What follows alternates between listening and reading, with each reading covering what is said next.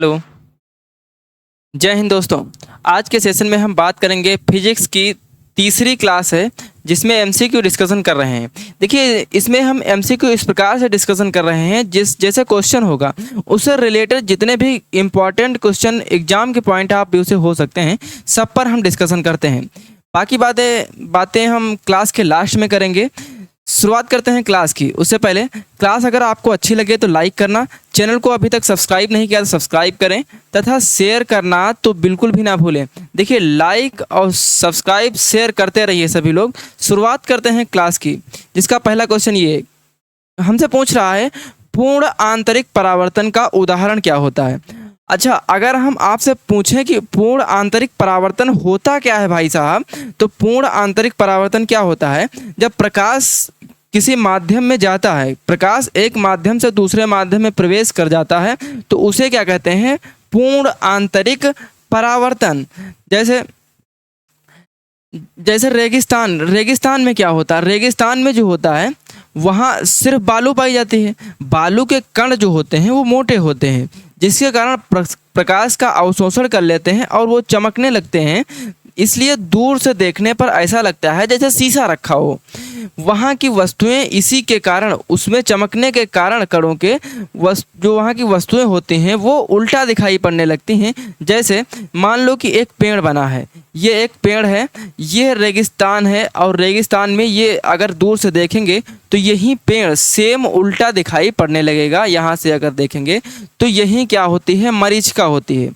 तो इतनी बात आपके समझ में आई कि प्रकाश क्या होता है, उसी में प्रवेश कर जाता है, जिसके कारण वस्तुएं क्या होती हैं, चमकने लगती हैं। तो हीरे का चमकना तथा रेगिस्तान में मरीचिका का बनना और कांच में दरार जब आ जाती है तो दरार हमको क्यों दिखाई, कभी लोहे या किसी अन्य चीज़ में जो ठोस वस्तुएं होती हैं जो चमकती नहीं हैं, उसमें देखें दरार आपको दिखाई पड़ती तो ऊपर से दिखाई पड़ेगी लेकिन दूर से नहीं चमकेगी ना। तो शीशे जो कांच होता है उसमें जो दरार दूर से दिखती है, इसी कारण से दिखती है क्योंकि उसमें प्रकाश प्रवेश कर जाता, पूर्ण आंतरिक परावर्तन हो जाता है। तो उपरोक्त सभी, ऑप्शन नंबर डी हमारा सही होगा, उपरोक्त सभी। इतनी बात समझ में आई। बढ़ते हैं नेक्स्ट क्वेश्चन की तरफ। वाहनों की हेडलाइट में किस दर्पण का उपयोग किया जाता है। जैसे जो वाहन होते हैं उसमें जो आगे हेडलाइट लगी होती है उसमें किस दर्पण का प्रयोग किया जाता है, तो उसमें अवतल लेंस किया जाता है। अब अवतल लेंस का प्रयोग क्यों किया जाता है, क्योंकि प्रकाश जो होता है, जो उसमें से उजाला निकलता है, उसको वो फैला दे वहीं पास, और ताकि हमको रोड अच्छे से दिखाई पड़े। तो प्रकाश का प्रसार के लिए किस लेंस का प्रयोग किया जाता है, तो अवतल लेंस का प्रयोग किया जाता है। अच्छा, अवतल लेंस के अन्य क्या उपयोग हैं, तो जैसे नाई जो दाढ़ी बनाता है तो नाई भी किस लेंस का उपयोग करता है, तो अवतल लेंस का उपयोग करता है। ठीक, इसके बाद जो निकट दृष्टि दोष होता है, जो निकट दृष्टि दोष होता है उसमें भी किसका प्रयोग, निकट दृष्टि दोष, निकट दृष्टि दोष में भी अवतल लेंस का प्रयोग किया जाता है। इतनी बात समझ में आई। पढ़ते हैं नेक्स्ट क्वेश्चन की तरफ। अगला क्वेश्चन, वाहनों में पीछे का दृश्य देखने के लिए, वाहनों में पीछे का दृश्य देखने के लिए चालक की सीट के पास किस दर्पण का उपयोग किया जाता है।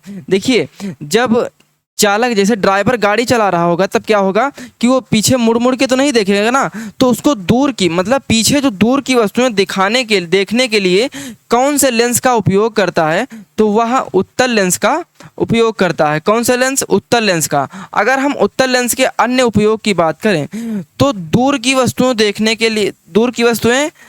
के लिए किसका प्रयोग किया जाता है, उत्तल लेंस का। इसी प्रकार दूरदृष्टि दोष होता है, दूरदृष्टि दोष, इसमें किसका प्रयोग किया जाता है, उत्तल लेंस का। दूर मतलब दूरबीन, दूरबीन में किसका प्रयोग किया जाता है, दूरबीन में किसका प्रयोग किया जाता है, उत्तल लेंस का। छोटी वस्तुओं को बड़े आकार में देखने के लिए किसका प्रयोग किया जाता है, उत्तल लेंस का। जो ज्योतिषी होते हैं हमारे, ज्योतिष, वह हस्तरेखा देखने के लिए, ज्योतिषी जो होते हैं वह हस्तरेखा देखने के लिए किस लेंस का प्रयोग करते हैं, तो उत्तल लेंस का प्रयोग करते हैं। ठीक, इतनी बात समझ में आई। चलिए बढ़ते हैं नेक्स्ट क्वेश्चन की तरफ। अगला क्वेश्चन, अगला क्वेश्चन कह रहा आकाश में तारे टिमटिमाते क्यों दिखाई पड़ते हैं। तो आकाश में जो तारे होते हैं वो क्यों टिमटिमाते हैं, वो प्रकाश के प्रकीर्णन के कारण। प्रकाश का प्रकीर्णन क्या होता है, जैसे आपके रूम में किसी खिड़की या विंडो से जब प्रकाश इंटर करता है, तब जब अंदर प्रवेश करता है तो जो प्रकाश पुंज होती है उसके मार्ग में वायु के कारण जो धूल के कण होते हैं वो क्या छोटे छोटे चमकते हुए दिखाई देते हैं। वो इसलिए चमकते हुए दिखाई देते हैं क्योंकि उसमें जो प्रकाश होता है प्रकाश का अवशोषण करके वो प्रकीर्ण होने लगते हैं, इसी कारण वो चमकने लगते हैं। सेम इसी प्रकार तारे भी जो होते हैं वो भी टिमटिमाते हैं इसी कारण। ठीक, अब यहाँ से प्रकाश का अपवर्तन का क्या होता है। अगर हम प्रकाश के अपवर्तन की बात करें तो प्रकाश जब एक माध्यम से दूसरे माध्यम में प्रवेश करता है, प्रकाश जब एक माध्यम से दूसरे माध्यम में, जैसे ये अभिलंब है, एक माध्यम से दूसरे माध्यम में प्रवेश करता है तो कहीं तो अभिलंब से दूर हट जाता है तो और कहीं वह उसी की तरफ झुक जाता है। तो प्रकाश का एक माध्यम से दूसरे माध्यम में प्रवेश करने पर वह जो अपवर्तित हो जाता है उसे ही क्या कहते हैं, प्रकाश का अपवर्तन।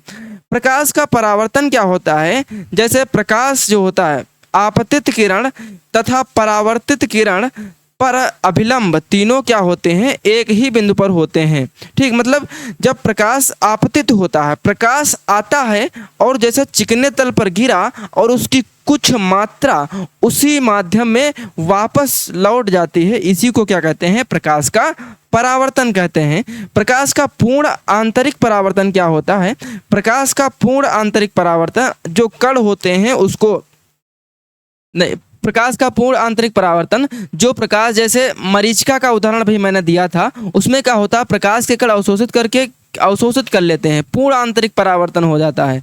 ठीक, जैसे वहाँ पर मरीचिका पेड़ उल्टा दिखता है, हीरा भी इसी कारण से चमकता है। ठीक, कांच टूट मतलब चटका हुआ कांच, जो दरार होते हैं कांच में, इसी के कारण दिखाई पड़ती है। ठीक, अगले क्वेश्चन की तरफ बढ़ते हैं। अगला क्वेश्चन, सूर्य से प्राप्त रंगों में किस रंग का विक्षेपण सबसे अधिक होता है, मतलब सर्वाधिक किस रंग का विक्षेपण होता है। तो सबसे ज्यादा विक्षेपण जो होता है वो बैंगनी रंग का होता है। किसका होता है, बैंगनी रंग का। ठीक, का विक्षेपण होता है। अब हम अगर बात करें कि जो यहाँ पर प्रकीर्णन किस रंग का ज्यादा होता है, तो बैंगनी रंग का प्रकीर्णन भी सबसे ज्यादा होता है, प्रकीर्णन सबसे ज्यादा होता है। अपवर्तनांक भी बैंगनी रंग का ज्यादा होता है। ठीक, इतनी बात समझ में आई। बैंगनी रंग का विक्षेपण भी सबसे ज्यादा होता है, प्रकीर्णन भी सबसे ज्यादा होता है और अपवर्तनांक भी सबसे ज्यादा होता है। और तो सबसे ज्यादा बैंगनी रंग का होता है, तो सबसे कम किसका होता है, तो सबसे कम जो होता है वो हमारा लाल रंग का होता है। लाल रंग का वर्ण विक्षेपण जो होता है वो भी सबसे कम होता है और प्रकीर्णन जो होता है वो भी सबसे कम होता है। ठीक, और अपवर्तनांक जो होता है वो भी सबसे कम होता है। इतनी सी बात आपको ध्यान में रखना है। बढ़ते हैं नेक्स्ट क्वेश्चन की तरफ। अगला क्वेश्चन हमसे कह रहा है प्राथमिक रंग किसे कहा जाता है। प्राथमिक रंग कौन से होते हैं, तो प्राथमिक रंग हमारा होता है लाल, पीला, नीला। यहाँ पर हरा नहीं, यहाँ पर पीला, लाल, पीला और नीला, ये तीनों रंग क्या है, प्राथमिक रंग। प्राथमिक रंग वो होते हैं जो किसी के मिश्रण द्वारा नहीं बने होते हैं, तो ये तीनों हमारे क्या हैं, प्राथमिक रंग हैं। ठीक, आगे बढ़ते हैं अगले क्वेश्चन की तरफ। मनुष्य की आंखों में किसी वस्तु का प्रतिबिंब निम्न में से किस भाग पर बनता है। मतलब जब हम कोई वस्तु को देखते हैं वह हमको दिखती है तो उसका प्रतिबिंब जो होता है वो कहाँ पर दिखाई दे, मतलब कहाँ पर बनता है। तो जैसे मान लो कि ये हमारी आँख है, तो सबसे पीछे के हिस्से में हमारी होती है रेटिना। रेटिना जो होती है इसी पर वस्तु का प्रतिबिंब बनता है। किसी भी वस्तु का अगर प्रतिबिंब बनेगा तो वो कहाँ पर बनेगा, तो रेटिना पर बनेगा। कहाँ पर बनेगा, रेटिना पर। ठीक, अब यहाँ पर कार्निया जो आगे वाला भाग होता है इसे क्या कहते हैं, कार्निया कहते हैं। और यहाँ पर एक काला काला बिंदु आंखों में दिखाई पड़ रहा होगा, इसे क्या कहते हैं, प्यूपिल। किसे क्या कहते हैं, प्यूपिल। ठीक, इतनी बात समझ में आई। आगे बढ़ते हैं अगले क्वेश्चन की तरफ। निकट दृष्टि दोष दूर करने के लिए किस लेंस का प्रयोग करते हैं? निकट दृष्टि दोष दूर करने के लिए किस लेंस का प्रयोग करते हैं? जैसे गाड़ी के हेडलाइट में निकट लाइट को मतलब प्रकाश को फैलाने के लिए किस लेंस का प्रयोग करते हैं? अवतल। वैसे ही निकट दृष्टि दोष, निकट की वस्तुओं को स्पष्ट देखने के लिए, जिनको निकट की वस्तुएं नहीं दिखती हैं साफ, उनको वो कौन सा लेंस उपयोग करते हैं? तो अवतल लेंस का प्रयोग करते हैं। अवतल लेंस के अन्य उपयोग क्या है? गाड़ी के हेडलाइट, गाड़ी की हेडलाइट में कौन सा लेंस प्रयोग किया जाता है? तो अवतल लेंस। इसके अलावा मोतिया जो हमारा होता है, इसके निवारण के लिए, मोतिया बिंदु के निवारण के लिए भी हमारा अवतल लेंस का प्रयोग किया जाता है। नाई जो यूज करता है वो भी अवतल लेंस का प्रयोग करता है। इतनी बात समझ में आई? चलिए आगे बढ़ते हैं अगले क्वेश्चन की तरफ। दूरदृष्टि दोष दूर करने के लिए किस लेंस का प्रयोग किया जाता है? तो दूरदृष्टि के लिए, दूर की वस्तुओं को देखने के लिए किस लेंस का प्रयोग किया जाता है? मैंने पीछे बताया था, उत्तल लेंस का प्रयोग किया जाता है। उत्तल लेंस का प्रयोग और कहाँ प्रयोग किया जाता है? रिवीजन कीजिए फास्ट एकदम। दूर की वस्तुओं को देखने के लिए उत्तल लेंस का प्रयोग किया जाता है, यानी कि दूरदृष्टि में उत्तल लेंस का प्रयोग किया जाता है। नंबर 1 की बात। दूर मतलब दूरबीन में भी उत्तल लेंस का प्रयोग किया जाता है। छोटी वस्तुओं को बड़े आकार में देखने के लिए उत्तल लेंस का प्रयोग किया जाता है। ज्योतिष जो होते हैं वो हस्तरेखा देखने में किस लेंस का प्रयोग करते हैं? उत्तल लेंस का प्रयोग करते हैं। ठीक, इतनी बात समझ में आई? आगे बढ़ते हैं अगले क्वेश्चन की तरफ। सामान्य आंख के लिए स्पष्ट दृष्टि की न्यूनतम दूरी कितनी होती है? मतलब सामान्य आंख के लिए, एक नॉर्मल आई के लिए जो स्पष्ट दृष्टि मतलब एक अच्छी दृष्टि दूरी कितनी होती है? तो 25 सेंटीमीटर होती है। कितनी होती है? 25 सेंटीमीटर। अगले क्वेश्चन की तरफ। अंतरिक्ष यात्री को आकाश का रंग कैसा दिखाई देता है? जब अंतरिक्ष यात्री जो होते हैं, सोचिए थोड़ा, जो अंतरिक्ष यात्री अंतरिक्ष में जाते हैं उनको अंतरिक्ष का रंग दिखाई देता है, तो उनको काला दिखाई देता है। कैसा रंग दिखाई देता है? काला। ऑप्शन नंबर हमारा डी सही होगा। अब आपके मन में उठता होगा कि आकाश तो हमको नीला दिखाई देता है, लेकिन ये काला क्यों दिखाई देता है? तो सुनिए, काला इसलिए दिखाई देता है क्योंकि जो अंतरिक्ष होता है वहाँ पर वायु नहीं होती है। वायु ना होने के कारण वहाँ पर प्रकाश का परावर्तन, अपवर्तन, प्रकीर्णन वगैरह नहीं होता, क्योंकि वहाँ पर कण ही नहीं होंगे। तो इसलिए अंतरिक्ष जो है काला दिखाई पड़ता है अंतरिक्ष यात्रियों को। अगर हम पृथ्वी से देखते हैं तो पृथ्वी से आकाश जो है वह नीला दिखाई देता है। ऐसा क्यों? यह ऐसा प्रकाश के प्रकीर्णन के कारण। प्रकीर्णन क्यों होता है? क्योंकि वहाँ पर वायु है। अब नीचे से हम देखते हैं तो वायु तो है ना, जो वायु है तो वहाँ पर कण भी होंगे, और कण हैं तो वो क्या प्रकाश का अवशोषण करके प्रकीर्ण करते होंगे। तो इसी कारण हमारा जो अंतरिक्ष है पृथ्वी से देखने पर नीला दिखाई देता है। आगे बढ़ते हैं अगले क्वेश्चन की तरफ। प्रतिरोध का मात्रक क्या है? तो प्रतिरोध का मात्रक क्या है? ओम। प्रतिरोध का मात्रक क्या है? ओम। एम्पेयर किसका मात्रक है? तो एम्पियर विद्युत धारा का मात्रक है। अर्ग और जूल ये दोनों क्या हैं? ऊर्जा के मात्रक या फिर कार्य के भी कह सकते हैं। ठीक, तो अर्ग और जूल ये दोनों क्या हैं? ऊर्जा या कार्य के मात्रक। आई बात समझ में? आगे बढ़ते हैं अगले क्वेश्चन की तरफ। निम्न में से कौन अर्धचालक है? अर्धचालक क्या होता है? अर्धचालक वे वस्तुएं होती हैं जो वैद्युत धारा जो होती है जिनमें चालकता से कम, जिसमें वैद्युत धारा प्रवाह करने वाली जो धातुएं होती हैं चालकता से कम तथा अचालक से ज़्यादा, जिनमें मतलब कुछ मात्रा में विद्युत प्रवाह हो सकती है, उसे क्या कहते हैं? अर्धचालक। ये कौन से होते हैं? जैसे सिलिकॉन हुआ और जर्मेनियम। सिलिकॉन और जर्मेनियम ये दोनों क्या हैं? अर्धचालक हैं। इसलिए ऑप्शन नंबर डी हमारा क्या होगा? सही होगा। आयरन जो है ये तो विद्युत सुचालक है। ठीक, तो अर्धचालक कौन है? सिलिकॉन और जर्मेनियम। आगे बढ़ते हैं विद्युत बल्ब के भीतर निर्वात रहता है, वायु भरी रहती है, निष्क्रिय गैस भरी रहती है या हाइड्रोजन भरा रहता है। अब हमको एक बात बताइए, अगर बल्ब जो होता है अगर उसमें किसी प्रकार की ऐसी गैस भर दी जाए जो क्रियाशील हो, अगर क्रियाशील होगी तो तब क्रिया करके वो बल्ब दग सकता है, फ्यूज हो सकता है, मतलब ऐसी घटनाएं हो सकती हैं। निर्वात होगा तो वहाँ पर प्रकाश इतना अच्छा नहीं होगा, वायु भरी होगी तो वहाँ पर वो भी नहीं, यानी कि वहाँ पर एक प्रकार की गैस भरी होती है जो कि निष्क्रिय, वायु में क्या होती है विभिन्न प्रकार की गैसेस होती हैं, तो निष्क्रिय गैस भरी होती है। कौन सी गैस भरी होती है निष्क्रिय में, गैस कौन सी होती है, तो गैस होती है नाइट्रोजन। कौन सी गैस भरी होती है, नाइट्रोजन। अब ध्यान रखना, बल्ब जो होते हैं उसमें कौन सी गैस भरी होती है, निष्क्रिय गैस होती है, वो कौन सी होती है, नाइट्रोजन गैस। आगे बढ़ते हैं, बिजली के फ्यूज का तार किससे बना होता है, बिजली का जो फ्यूज होता है वह फ्यूज किससे बना होता है, तो तांबा और टिन दोनों के मिश्र धातु द्वारा बना होता है, यानी कि ऑप्शन नंबर सी सही होगा, तांबा और टिन के मिश्र धातु से बना होता है हमारा बिजली का फ्यूज। ठीक, आगे बढ़ते हैं। ट्रांसफार्मर एक ऐसा यंत्र है जो क्या करता है, तो ट्रांसफार्मर जो है वह एसी वोल्टेज को निम्न एसी वोल्टेज या एसी वोल्टेज को उच्च एसी वोल्टेज या एसी को उसी मात्रा में आगे भेजता है। तो यहाँ पर एसी वोल्टेज को निम्न एसी वोल्टेज, एसी वोल्टेज को उच्च एसी वोल्टेज और एसी को प्रयुक्त होता है, एसी विद्युत धारा को मतलब सिर्फ एसी में ही भेज सकता है, जितनी आई उतनी गई।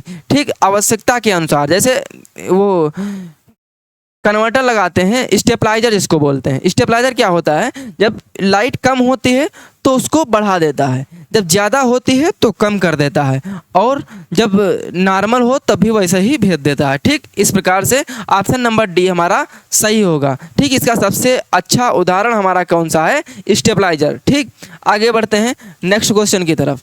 घरों में फ्यूज किस क्रम में जोड़े जाते हैं, जो घर में हमारे फ्यूज लगाए जाते हैं वो किस क्रम में जोड़े जाते हैं, तो वो श्रेणी क्रम में जोड़े जाते हैं। फ्यूज जो होते हैं वो श्रेणी क्रम में जोड़े जाते हैं, तथा जो बल्ब हो, पंखा हो, ट्यूबलाइट हो, ये सब क्या होते हैं, समांतर क्रम में। ये सब किस में जोड़े जाते हैं, समांतर क्रम में। अगले क्वेश्चन की तरफ बढ़ते हैं। घरों में पंखा, बल्ब आदि उपकरण किस क्रम में लगे होते हैं, तो अभी मैंने बताया किस क्रम में लगे होते हैं, समांतर क्रम में। किस में लगे होते हैं, समांतर क्रम में। और श्रेणी क्रम में क्या लगा होता है, घर में जो फ्यूज लगा होता है, विद्युत फ्यूज जो लगा होता है वो किस क्रम में लगा होता है, श्रेणी क्रम में। ठीक, अगले क्वेश्चन की तरफ। इन्वर्टर एक ऐसा यंत्र है, इन्वर्टर एक ऐसा यंत्र है जो एसी को डीसी में तथा डीसी को एसी वोल्टेज में बदलता है। कैसे, जैसे मान लो लाइट हो, बैटरा हमारा जो होता है, जो बैटरा होता है उस पर डीसी चार्ज होता है, तो लाइट आई, लाइट क्या है, एसी है, तो एसी को डीसी में बदल कर, मतलब बैटरा जब इन्वर्टर जो होता है वो बदल देता है एसी को डीसी में, तभी बैटरा हमारा चार्ज होता है। अब मान लो जैसे ही लाइट चली गई, लाइट जाने पर वही डीसी वोल्टेज को फिर एसी में बदल देता है, जिससे हमारा पंखा और लाइट पुनः चलने लगती है एसी वाली। ठीक, तो एसी वोल्टेज को डीसी वोल्टेज में बदलता है और डीसी वोल्टेज को एसी वोल्टेज में बदलता है, यानी कि ऑप्शन नंबर डी हमारा सही होगा। समझ में आई, इन्वर्टर क्या होता है, इन्वर्टर एसी को डीसी में तथा डीसी को एसी में कन्वर्ट करता है। अगले क्वेश्चन की तरफ बढ़ते हैं। स्थायी चुंबक बनाने के लिए प्रयोग किया जाता है, मतलब स्थायी चुंबक बनाने के लिए किस पदार्थ का प्रयोग किया जाता है, तो इस्पात का प्रयोग किया जाता है। किस पदार्थ का प्रयोग किया जाता है, इस्पात का प्रयोग किया जाता है।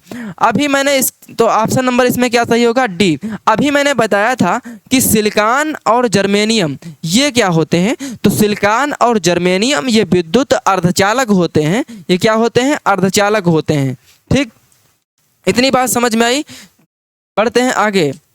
तो आज की क्लास यहीं तक। अगर सेशन पसंद आया हो तो लाइक करना बिल्कुल ना भूलें और सब्सक्राइब करते रहें जिन्होंने अभी तक सब्सक्राइब नहीं किया, और शेयर करना तो बिल्कुल भी ना भूलें।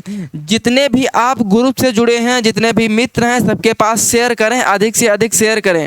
हम यहाँ पर क्या करते हैं, जैसे एक क्वेश्चन हुआ, जो हमारा क्वेश्चन आंसर होते हैं, इससे रिलेटेड एग्जाम के पॉइंट ऑफ व्यू से जितने भी इम्पॉर्टेंट क्वेश्चन सकते हैं, उन पर जो पूछे जा सकते हैं उनके बारे में मैं डिस्कशन करता हूँ और हर एक क्वेश्चन को अपनी भाषा में, बिल्कुल हिंदी भाषा में, अपनी लैंग्वेज में समझाने का प्रयास करता हूं, जिससे आपको ज़्यादा से ज़्यादा चीज़ें कवर हो पाएँ, ज़्यादा से ज़्यादा चीज़ें समझ पाएँ आप। ठीक, तो अब लाइक, सब्सक्राइब, शेयर, मतलब लोगों के पास शेयर करते रहिए, और जिन्होंने अभी तक लाइक नहीं किया लाइक करें, सब्सक्राइब नहीं किया सब्सक्राइब करें, और सभी लोग शेयर करते रहिए।